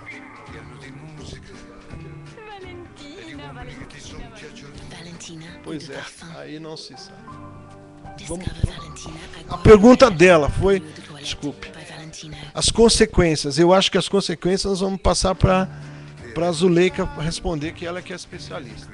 Não, só que antes, as consequências são as seguintes, são as piores possíveis, né? É como essas substâncias, muitas das substâncias que estão no coquetel, elas são identificadas. Algumas delas estão protegidas por segredo comercial, industrial. Então não se sabe. Agora, análises que foram feitas por universidades, laboratórios, encontraram metais tóxicos, né? Metais tóxicos são chumbo, eu não sei quais são os outros, mercúrio eu não vi. Mas você também foram encontrados boa parte dessas substâncias são chamados interferentes hormonais. A grande discussão no planeta hoje, os acordos internacionais na área de química, de gestão estratégica de substâncias químicas, estão discutindo muito os interferentes hormonais, que são substâncias que afetam, né, justamente o nosso corpo no aspecto hormonal. Elas se mimetizam como hormônios dentro do nosso corpo e criam disrupções endócrinas, vamos dizer assim, no sistema endócrino glandular. Então, isso causa problemas muito sérios, principalmente em mulheres grávidas, que são os grupos mais vulneráveis, são as mulheres jovens. Pergunta dela. As mulheres grávidas, os jovens em fase de reprodução, tanto faz homem ou mulher, os grupos de ataque dessas substâncias. Mulheres grávidas, por causa dos fetos, e as crianças. Quer dizer, esse é o grupo que está sendo atingido pela guerra, o primeiro grupo. Esse é o primeiro grupo que cai. Né? Porque aí você começa a ter problemas muito sérios de hipotireoidismo, por exemplo, e por aí vai. Câncer, muitas dessas substâncias são cancerígenas, né, mutagênicas, né, capacidade de mutação genética. O rádio, né, que eu até estava traduzindo ontem o artigo, ele é um metal, o rádio é um metal radioativo, conhecidamente carcinogênico, para exposição, grande exposição a longo prazo também. Você pode até ter uma exposição menor, mas se a longo prazo ele é perigoso. Então, o que a gente tem que fazer? Principalmente os jovens, porque o foco meu da segurança química são os grupos vulneráveis, são as mulheres, são as crianças, principalmente os jovens em fase de reprodução, o homem também sofre, porque daí, né, tá tudo. Os mais velhos e tudo, a gente até deixa um pouco em segundo plano, porque justamente os jovens é que vão garantir a soberania do país, não é? Se você tem jovens com problema de neurodesenvolvimento, com QI mais baixo, você começa a reduzir a capacidade do país de se proteger como uma nação, né? Então, você já pode imaginar o tamanho da encrenca. Por isso que a segurança química é um assunto importantíssimo, deveria estar na pauta de todo mundo, e não, infelizmente não está. Está lá, mudança climática, está lá, devastação de florestas, que é super importante. Mas segurança química ainda não entrou na agenda dos ambientalistas, da maioria dos ambientalistas. Então, você veja o problema que nós temos cultural no Brasil. Então, esse é um ponto. Tem como que entrar na nossa agenda essa discussão sem medo. O segundo ponto é fazer pressão em cima dos deputados, exatamente o que o Ivo falou. Fomos lá, o Ivo nos convidou, né, tomou essa iniciativa, super legal. Fomos no gabinete do Tadeu Venere, ele levou lá os vídeos para o Tadeu Venere ver, porque nada como uma imagem, né, para entender coisas complexas, né? E o Tadeu ficou bastante impressionado, eu percebi isso. Nós temos que fazer uma audiência pública, nem que seja depois do leilão, né? Ainda nós temos, infelizmente, já que os nossos, né, governantes e representantes no parlamento são muito devagar, né? Estão muito lentos nos problemas que a sociedade está tendo, não estão encarando de frente, não estão sendo eficientes, então nós é que vamos ter que fazer o serviço de pressioná-los, informá-los também. É como ele falou, disseminar informação. Agora, também tem que ter algumas estratégias, né? Por exemplo, aqui no Paraná, pressionar os deputados e o Poder Executivo e também buscar no Poder Judiciário. Eu pedi uma audiência com o presidente da Copel. Ele é meu amigo. Conheço ele há muitos anos. Eu vou conversar, olhando olho no olho com ele. Vou dizer, meu amigo, não faça isso. Saia fora disso. Né? Nós vamos conversar com Dom Moacir Witt, que é o arcebispo municipal, é o arcebispo metropolitano. Vamos conversar com os deputados que nos receberem. Nós vamos fazer uma via sacra, não é? Está marcado já, fazemos uma VATS. E vamos a Brasília, né? Vamos onde for preciso. Nós estamos sabendo que no Brasil inteiro está havendo já uma mobilização bem grande em torno disso. Agora, compete muito a vocês, que são da parte livre da nossa imprensa, que não ganham para publicar balanço de empresas de grande porte interessadas nesse tipo de coisa, para divulgar, onde vocês estiverem. É como vamos dar um desconto para os deputados. Sabe como a gente pode dar um desconto? Isso aqui é muito grande. Esse país é muito grande. Muito grande. Né? Se os interessados não se interessarem, né, que somos nós, ninguém vai se interessar. Os interessados vão de interessar-se. Nós temos que... Quem está assistindo tiver um parente que trabalha no campo, que é lavrador, que é agricultor, que é avicultor, tem obrigação de passar a mão no telefone e ligar agora para... Não é que, como é que o cara falava? Aquele ligue já. Né? Ligue já pro seu amigo que mora no interior e diga, olha, procure aí no computador, fale com o seu filho para procurar o tal do fracking. Isso aí é uma vergonha. Fale com o seu prefeito. Não deixe o prefeito deixar esse pessoal implantar esse negócio na sua terra. Né? É isso que nós temos que fazer. Infelizmente, o Estado está sendo deficiente, não digo o Estado do Paraná só, todo o Estado brasileiro está sendo ineficiente para fazer frente a essa guerra. Isso é uma guerra. Os aliados um país aliado, além de nos espionar, né, nos declarou guerra. Não sei porquê, não sei o que a gente fez para eles. Nos declarou guerra química. Querem vir para cá contaminar a nossa produção de soja. Eu fico me lembrando, agora me lembrei. Vocês lembram? Você vai lembrar, o Bertone vai lembrar que é mais velho? Hein, Bertone?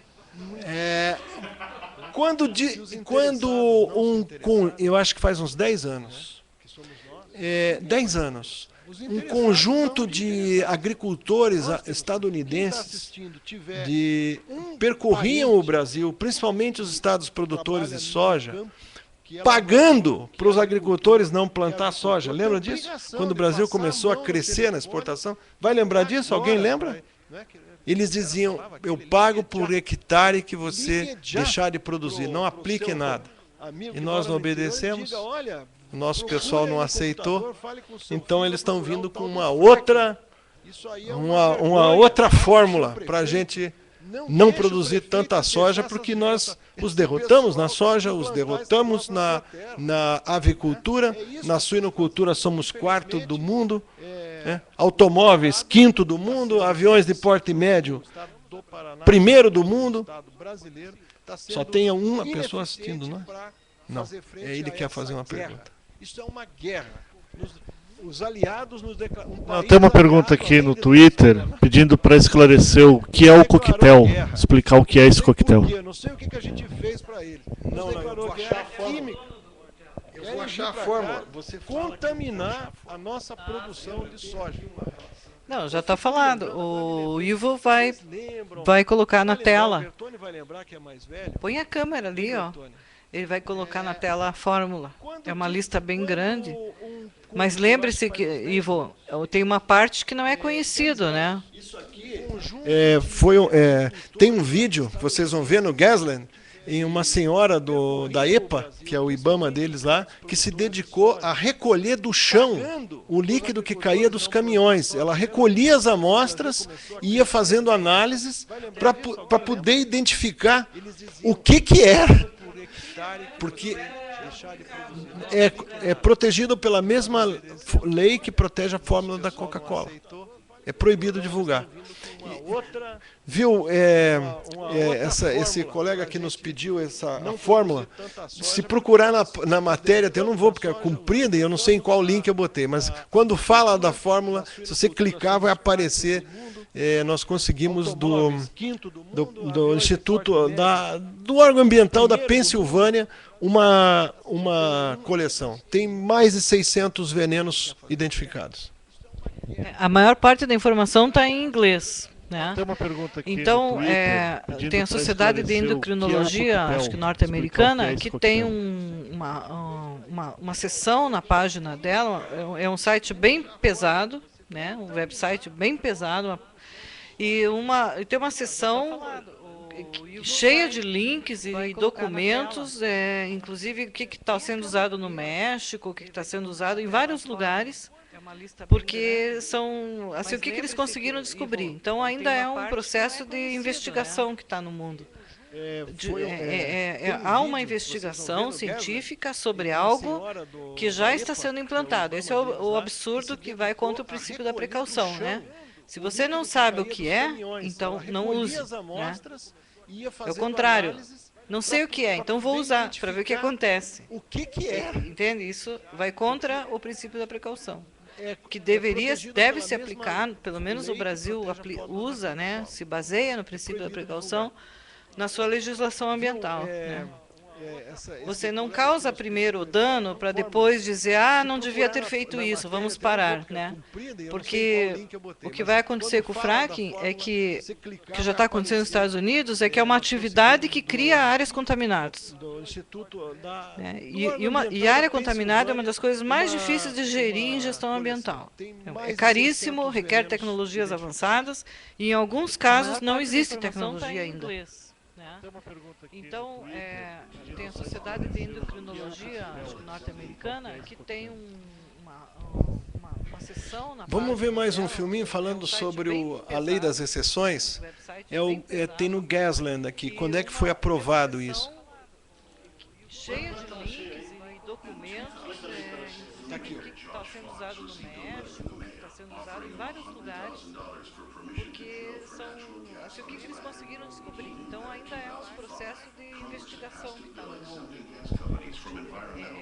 há uma investigação científica sobre algo que já está sendo implantado. Esse é o absurdo que vai contra o princípio da precaução, né? Se você não sabe o que é, então The method of gas drilling they use is called hydraulic ao fracturing, contrário, or não sei fracking. o que é, então vou usar. It blasts a mix of water and chemicals 8,000 feet into the Vai ground. contra o princípio da precaução. The fracking itself is like a mini Deve se earthquake. aplicar, pelo menos The no intense Brasil, pressure breaks apart the rock and frees up the baseia no gas. princípio da precaução na sua legislação 6 states have ambiental. documented over 1,000 incidents of groundwater contamination. Depois dizer, ah, não devia ter feito isso, vamos parar. I won't drink. They can drill O que whether vai we like acontecer it com or o not. fracking é It's a que free-for-all. que já Our está water acontecendo nos was Estados good Unidos é que é uma before they atividade started que drilling, cria áreas and when they contaminadas. got it was bad. Obviously, we have a problem here. The Colorado Oil and Gas Commission is aware of the situation and will probably be doing some additional testing in the area as soon as possible. There's been concern Quantidade. Veja. characterized as environmentally risky and inadequately regulated. Such reports are not accurate. Are very insidious. Pescava Valentina Aquaflorale, the new toilette by Valentina. You get pains all over your body. If you weren't able to do this hydraulic fracturing, how much more would we be dependent on foreign oil and terrorism? I have one quote here from you that says that you're trying to do this in a way so that the environment. You also said recently that water contamination is inevitable. Well, yeah, I mean,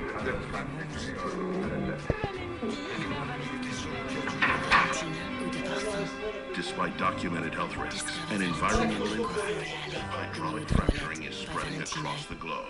it's amazing that what took Mother Nature millions of years to build can be destroyed in a few hours with a piece of heavy machinery. Caríssimo, requer tecnologias avançadas, e em alguns casos não What existe. it's doing is searching for a problem that does not exist. Jesus Christ.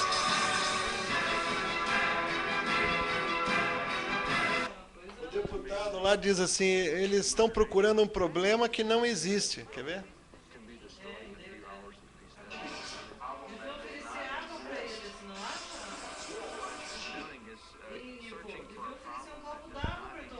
Exato.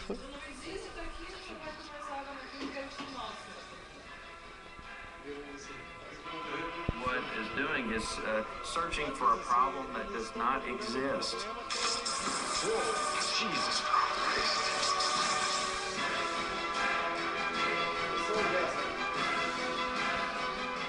It's not supposed to.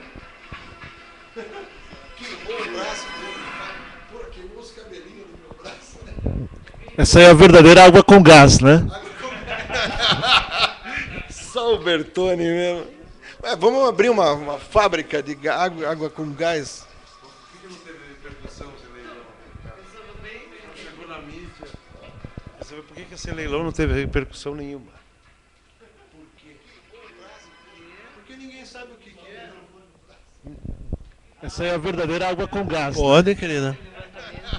Então é o seguinte, porque eles colocaram de maneira subreptícia no texto do edital recursos convencionais e não convencionais. Ninguém sabe o que é não convencional. Passa batido numa leitura de um documento de 190 páginas. Então, quando os órgãos ambientais foram consultados antes para darem as diretrizes ambientais para o licenciamento dessas atividades que serão oferecidas no leilão, os órgãos ambientais responderam de uma maneira assim tão solta, como se nenhum deles tivesse se dado conta de que eles estavam sendo consultados sobre isso. Porque como isso não existe no Brasil, não é uma técnica conhecida aqui, nunca foi usado, não tem histórico, como é que eles iam responder, quais seriam as diretrizes? Então, a impressão que dá é que eles nem sabiam que estavam sendo questionados sobre isso, e sim sobre recurso convencional. É que nós não conhecemos o ofício da ANP. Sim, mas por aquele resposta o IAP responde à ANP com 1 página e meia. 1 página e meia. Mas ele responde aquilo que a ANP perguntou. Sabe o que a ANP perguntou? Onde é que estão as áreas de conservação no seu estado? Que se superponham à área oferecida.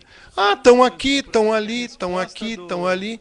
E o presidente colocou, olha pessoal, se forem perfurar qualquer coisa, tem que ter licenciamento e tal, e coisa. Falou assim, o que fala para qualquer um. Ele não foi ver o que era, ninguém também foi explicar para ele o que era. Todos os estados, não foi só o Paraná, em todos os estados, a ANP, vou falar aqui para me processarem, agiu de má fé, sabendo de tudo, tendo todas as informações, iludiu os governadores, iludiu os secretários de meio ambiente, iludiu os secretários... Está fazendo sinal de que eu vou preso. Tudo bem, vou lá, vamos lá, não tem problema. Então, vocês vão levar margarina? Então é o seguinte, iludiram todo mundo. Por isso não teve repercussão nenhuma. Só que mentira tem perna curta. Esqueceram esse detalhe. E agora está gravado, hein? Se eu morrer, ó, aí que esse vídeo vai ser visto, hein? Já imaginou? Ele falou isso 2 dias antes de ser atropelado. Ela falou aquilo 5 dias antes de ser assaltada. Já sabem onde é. O nome eu já falei. Pode ter mais envolvidos, né?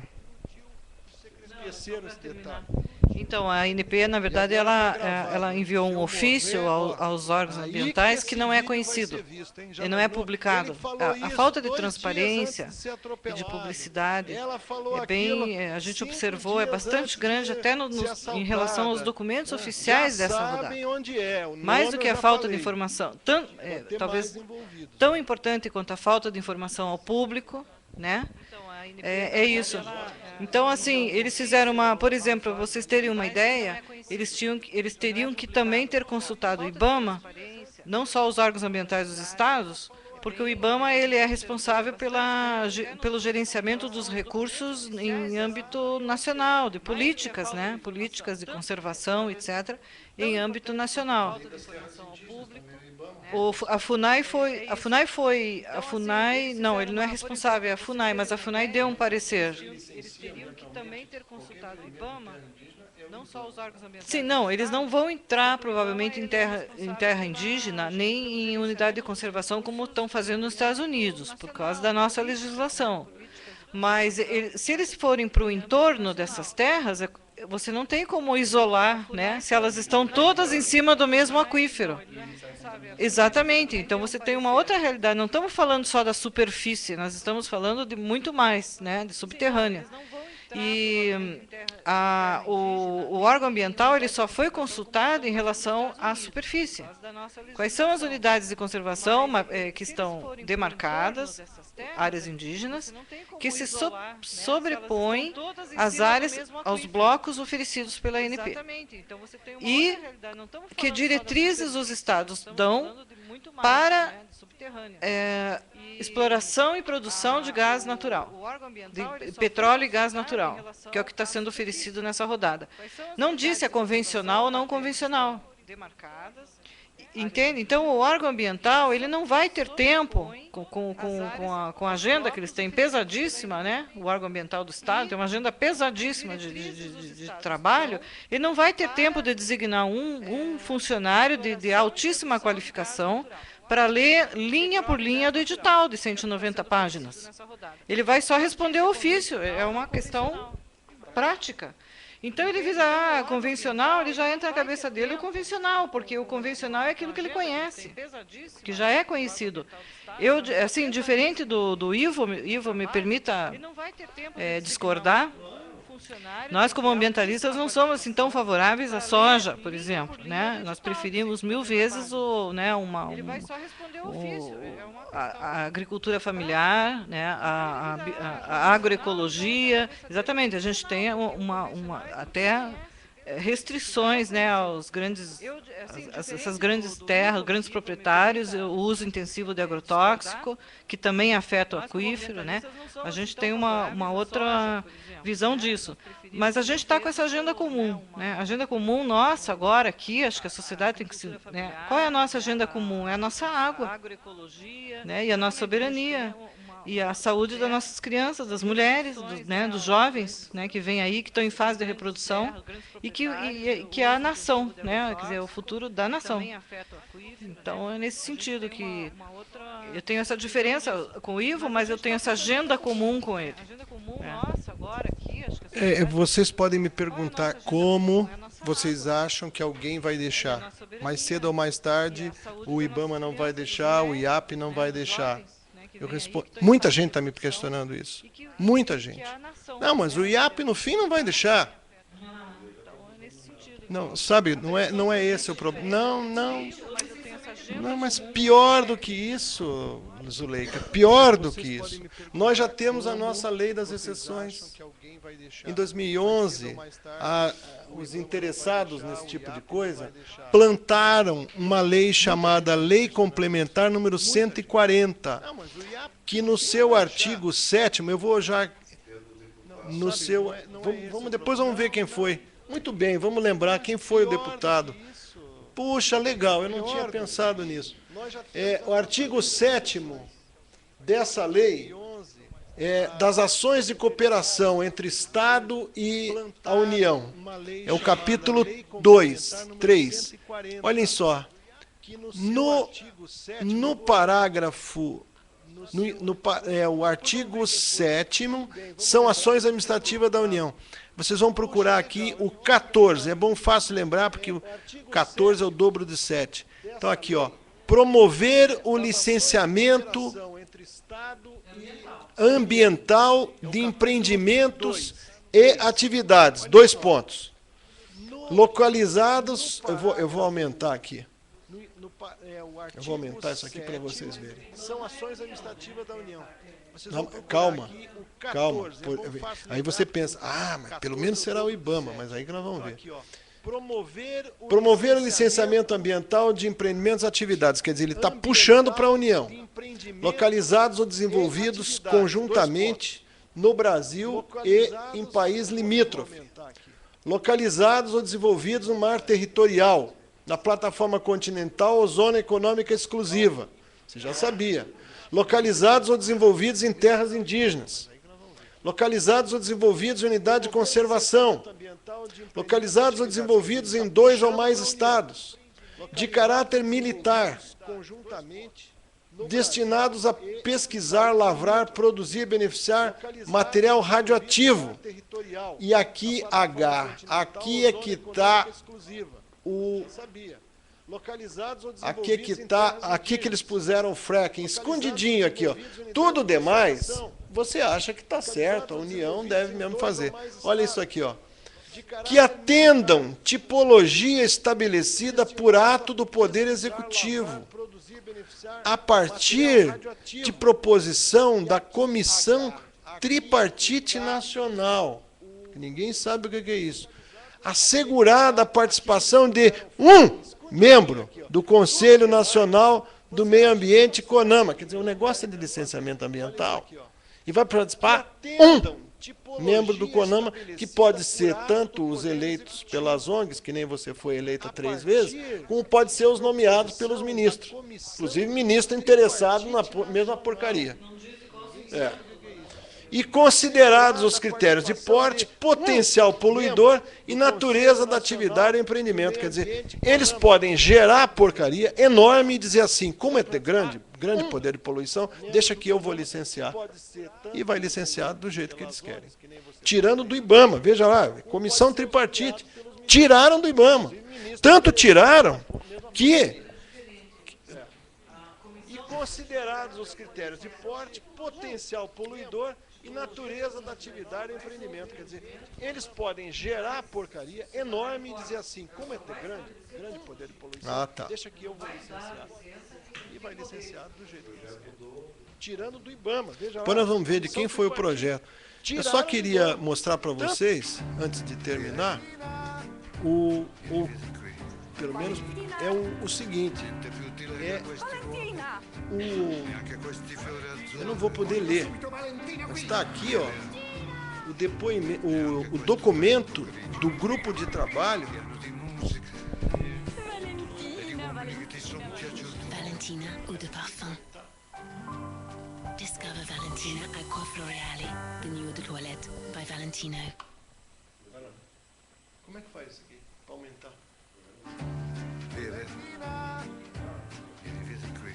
Valentina! Olha aqui, niente più ti lega questi propaganda. Neanche questi fiori azzurri. Voglio subito Valentina qui! Olha, esse é um grupo de trabalho criado por uma portaria do Ministério de Minas e Energia em 2000, de Agricultura, de Meio Ambiente, Ministério do Meio Ambiente, para estudar exatamente uma análise ambiental prévia das áreas propostas para a 12ª rodada. Exatamente essa. O que a ANP fez com isso? Nada. Não viu, jogou fora. Se ela tem 61 páginas, nenhuma delas a ANP levou em consideração. Os técnicos do Ministério do Meio Ambiente, do IBAMA, trabalharam à toa,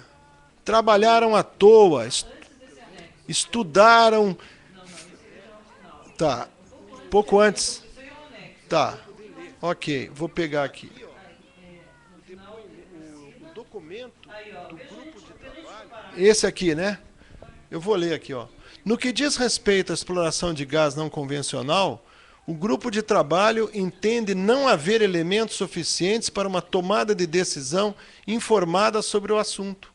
É preciso intensificar o debate na sociedade brasileira sobre os impactos e riscos ambientais envolvidos nessa exploração e avançar na regulamentação e protocolos para atuação segura. Recomenda-se a adoção da avaliação ambiental de área sedimentar, a AS, como um dos instrumentos adequados à definição das condições de contorno para a utilização das técnicas de fraturamento hidráulico em poços horizontais nas bacias de interesse. Esse é o parecer técnico elaborado pelo Grupo de Trabalho instruído pela Portaria MMA. Brasília, 3 de outubro de 2013. O leilão é 28 de novembro. Agora. Começou agora. Isso foi agora. O que a ANP fez com isso? Nada. Então é o seguinte, se vocês forem lá no cronograma da rodada do leilão, o leilão tem um cronograma. Então ele começa lá atrás, ele tem a apresentação do edital, depois tem cria-se a comissão especial de licitação, aí vem a audiência, a consulta pública do edital e do contrato, daí vem a audiência pública sobre o edital e o contrato, daí vem o resultado da audiência pública e da consulta pública. Então tem uma série de datas. O parecer do IBAMA, de 3 de outubro, ele foi entregue depois que tudo isso já tinha acontecido. Quando que a resolução do Conselho Nacional de Política Energética diz que ela só poderia ter começado esse processo se já tivesse o parecer, porque é o parecer que vai fazer com que a ANP tomasse as decisões para fazer o edital e o contrato. Então, primeiro a ANP fez o edital, fez o contrato, ofereceu o país para quem quiser, e depois é que foi ouvir o órgão ambiental mais importante do Brasil, né, o federal, que é o IBAMA. 2013.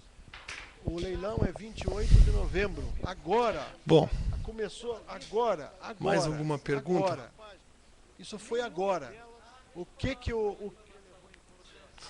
a ANP fez com isso? Depois vamos pesquisar. Eu pedi o seguinte, todo mundo que está vendo, que está nos vendo, que vai depois ver quando isso for... Entre nessa luta conosco. Nós sozinhos não fazemos nada. Não vamos, o que a gente podia fazer, acho que até já fez bastante.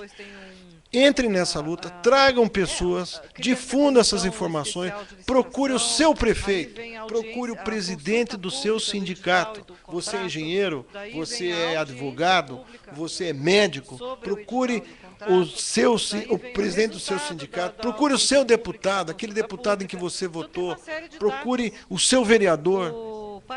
Não deixe ele ficar parado. Não deixe, mostre isso para ele, envie para o e-mail dele, mostre que ele recebeu isso, para que ele se lembre, para que ele pense na família dele, pense nos filhos, nos netos dele, para que não deixe esse negócio vir. Aquilo que todo mundo falava, né? Ninguém me viu aí como ambientalista. Aquilo que eu sempre achei exagerado, né, nos ambientalistas, eu estou vendo acontecer.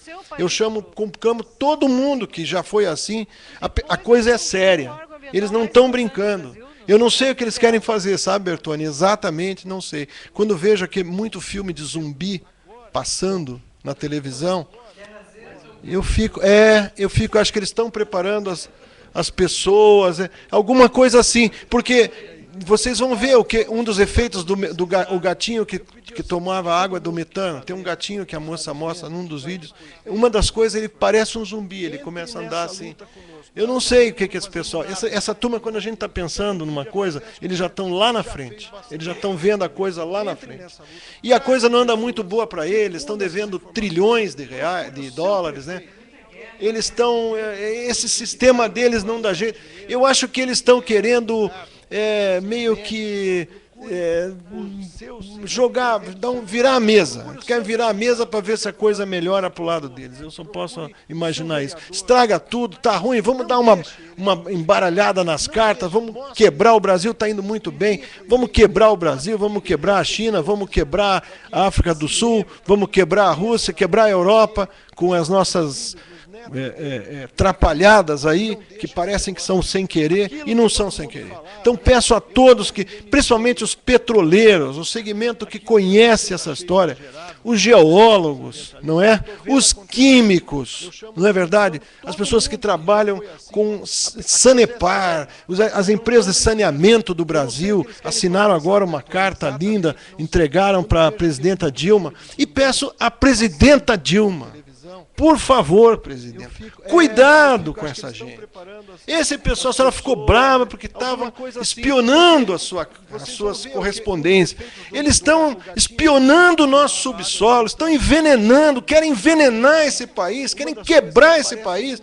Veja com cuidado isso. Senhor ministro do exterior, veja isso com cuidado. A ministra do meio ambiente, a ministra da agricultura, o ministro da agricultura, querem quebrar a nossa agricultura, nossa suinocultura, nossa avicultura.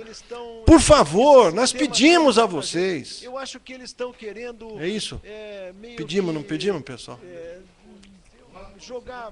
Virar a mesa. Quer virar a mesa para ver se a coisa melhora. Bom, eu vou só encerrar rapidinho aqui.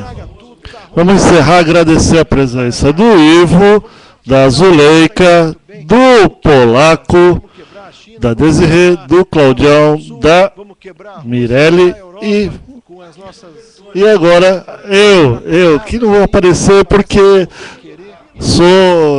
já falei, os meus parentes são bandidos. São bandidões, aqui estão todo lá morrendo lá, então vão sair lá para... Bom, seguinte, gente, essa foi mais uma atividade do Paraná Blogs, uma continuidade do segundo encontro dos blogueiros progressistas e ativistas digitais do Paraná. Uma decisão do encontro foi dar continuidade às atividades dos blogueiros no Paraná através de entrevistas, de shows, espetáculos, etc. e tal. E essa atividade ela vem no exercício da mais ampla liberdade de expressão. Acabamos de exercer aqui o nosso direito constitucional à liberdade de expressão, ao debate que muita gente tem medo de fazer hoje em dia no nosso país, infelizmente. Estamos aqui para fazer esses debates e para colocar questões de interesse nacional na pauta do dia. Então, gostaríamos de agradecer a todos que nos acompanharam, a todos que estiveram presentes e dizer que em breve faremos outras transmissões ao vivo e outras entrevistas. Muito obrigado a todos e até a próxima. Bom, vamos, eu vou só